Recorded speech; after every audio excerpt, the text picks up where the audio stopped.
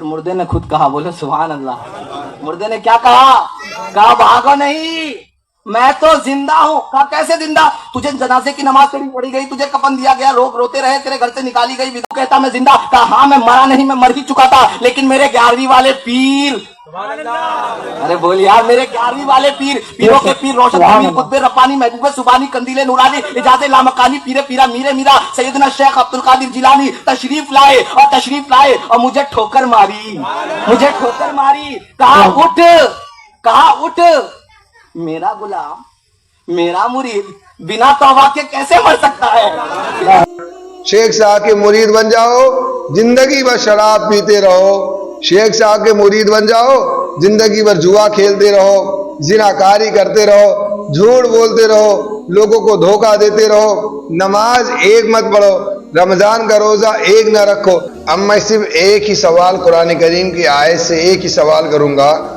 जो भी ये अकीदा रखता है कि हज़रत शेख अब्दुल कादिर जिलानी रहमतुल्लाह ताला अलैह अपने मुरीदों के कब्र में आते हैं और उनसे तौबा करवाते हैं, मुझे पूरा यकीन और दावे के साथ ये कह सकता हूँ कि पूरी बरेलवी ज़ुर्रियत मिल करके मेरे इस सवाल का जवाब नहीं दे सकती, या जितने लोग भी इस अकीदे के मानने वाले से अकीदा रखते हैं वो इसका जवाब नहीं दे सकते। मेरा वीडियो ज़्यादा नहीं 2 से 3 मिनट होने वाला, इससे ज़्यादा नहीं चलने वाला। मैं अपनी बात को अभी यहाँ से शुरू करता हूँ।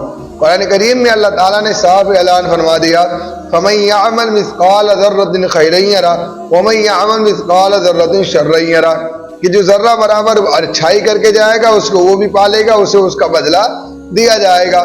जो जर्रा बराबर बुराई करके जाएगा उसे वो देख लेगा, पालेगा, उसे उसका बदला दिया जाएगा।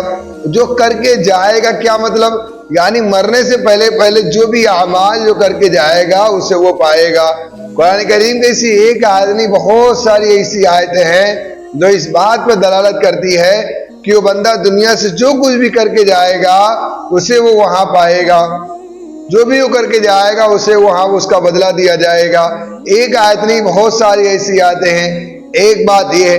दूसरी तरफ आप ये कहते हो कि शेख अब्दुल कादिर जिलानी रहमतुल्लाह ताला अलैह अपने मुरीदों के कब्र में आकर के तौबा करवाते हैं। तो जनाबे वाला, अगर आपका ये अकीदा है तो फिर इस आयत का क्या मतलब? क्या इस आयत को आप कुरान करीम से हटा देंगे? आप क्या करेंगे? एक तरफ अल्लाह ये कह रहा है कि अगर एक नेकी करके आओगे तो उसे तुमका बदला दिया जाएगा, एक बुराई करके आओगे तो उससे उसका बदला दिया जाएगा।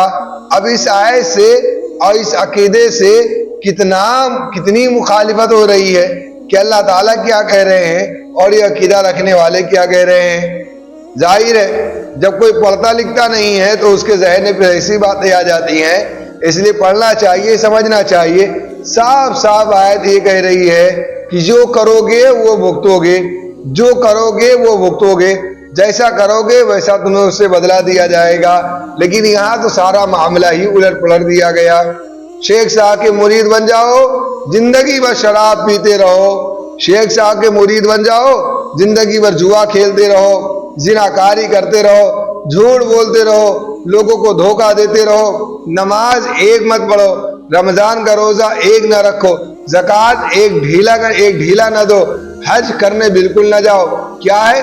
शेख साहब के मुरीद हो, शेख साहब के कब्र में आकर के तौबा करवा देंगे, सारा मामला खत्म।